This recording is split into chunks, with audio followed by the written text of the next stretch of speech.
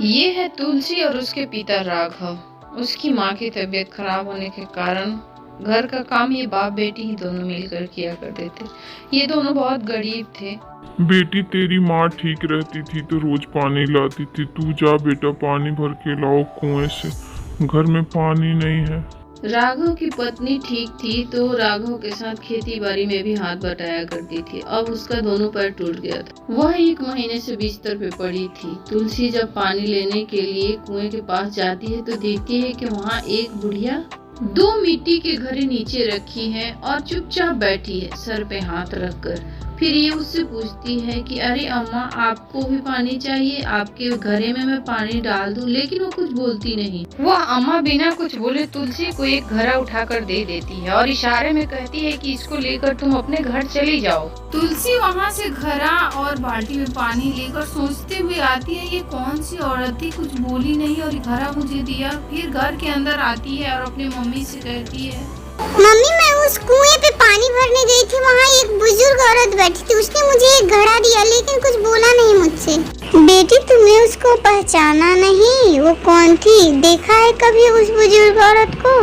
उसके बाद उसकी मम्मी कहती है कि रख दो घड़ा, कोई बात नहीं, उसमें कुछ है नहीं ना। अगले दिन राघव मजदूरी करके आता है और अपनी बेटी को पैसा देते हुए कहता है, बेटा इसको अच्छी जगह रख दो। फिर तुलसी ले जाकर उस घड़े में ही रख देती है पैसा। अगले दिन जब तुलसी पैसा निकालने जाती है तो वह आश्चर्यचकित हो जाती है। अरे ये कैसा चमत्कार हुआ, घड़े में सोना कहाँ से भर गया? तुलसी वहाँ से दौड़ के अपने माँ बाप के पास जाती है और जाके कहती है, पापा जल्दी चलो, देखो वहाँ कैसा चमत्कार हुआ है, उस घड़े में सोना भरा है। राघव भी जब देखता है कि घड़े में सोना भरा है तो वो भी देखता ही रह जाता है। फिर तीनों समझ जाते हैं कि यह साधारण घड़ा नहीं है, ये कोई जादुई घड़ा है। फिर क्या था, उसके बाद राघव वो सोने सब ले जाकर एक सुनार की दुकान में बेच देता है और वहाँ से पैसे जो लेकर आता है वह उसी घड़े में फिर डाल देता है। अब तो राघव का दिन बदल गया था, क्योंकि वह रात को जो सोना बनता वह बेच गया और सुबह उसमें पैसे डाल देता, फिर वह पैसा रात को सोना बन जाता। हे माँ लक्ष्मी, आपकी कृपा बनी रहे मुझ पर। कुछ ही दिनों में वह एक अच्छा सा घर भी खरीद लेता है। लेकिन आस पड़ोस के लोग उसको देख के जलते हैं कि आखिर ऐसा क्या हो गया जो राघव इतनी जल्दी इतना धनी बन गया। राघव के पड़ोस में दिलीप रहता था। वह एक दिन काम से गया था और दरवाजे से देख लेता है कि घड़े में सोना भरा पड़ा है। फिर वो उसको चुराने का निश्चय कर लेता है।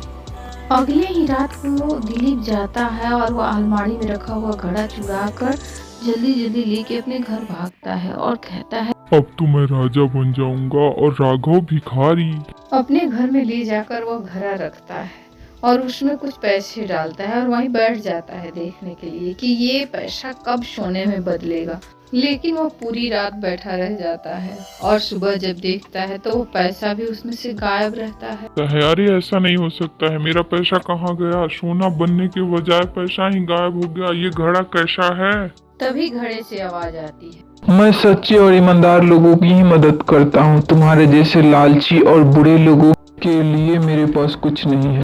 इतना सुनते ही दिलीप घड़े को उठाकर पटक देता है। जब तू मेरे काम का नहीं रहेगा तो किसी के काम का नहीं रहने दूंगा तुझे। तभी इधर तुलसी, मम्मी अलमारी में वो घड़ा नहीं है, आप चल के देखो ना। पापा अब मुझ पे गुस्सा आएंगे, मम्मी चलो ना। राघव यह सब सुनता है और घर में जाके देखता है तो सचमुच वहाँ घड़ा नहीं रहता है। फिर तुलसी बेटा, तुम्हें याद है तुमने सचमुच यहाँ घड़ा रखा था कि कहीं और रखा था? बेटा वह मटका हमारे लिए साधारण नहीं था, वो हम लोगों की किस्मत थी। बेटा वो किसी भगवान के वरदान से कम नहीं था, कहाँ गया? पापा मैंने सचमुच यहीं रखा था, कल ही रात को रखा था। सुबह मैं आई थी देखने, यहाँ नहीं था। फिर मैंने उस घड़े को तीनों ने बहुत ढूंढा लेकिन कहीं नहीं मिला। इधर रात होते ही दिलीप मटके के टुकड़े को ले जाकर एक गड्ढे में फेंक देता है।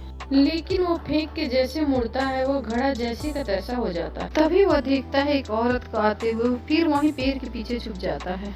इधर मटका नहीं मिलने से तीनों दुखी रहते हैं। तभी एक औरत दरवाजे में मटके लिए खड़ी होती है और कुछ कहती है। तुलसी बेटा, यह घड़ा मैंने तुम्हें दिया था, तुम इसको बाहर क्यों रखी हो? बेटी यमुना, मैं वही सूखी हुई तुलसी हूँ जिसमें तुमने पानी डाला था। कुएं से पानी भर के लाती थी, एक दिन 2 दिन बाद तुम उसमें पानी डालती थी। अब मैं हरी भरी हो गई हूँ। बेटी, मैं खुश होकर तुम्हारी बेटी को ये आशीर्वाद रूप में ये मटका दिया। बेटी, इस मटके से जो भी धन निकले उसे अधर्म में कभी मत लगाना। इतना कहते ही वह बुजुर्ग औरत वहाँ से देखते ही देखते गायब हो जाती है और अलमारी पे मटका रखा होता है।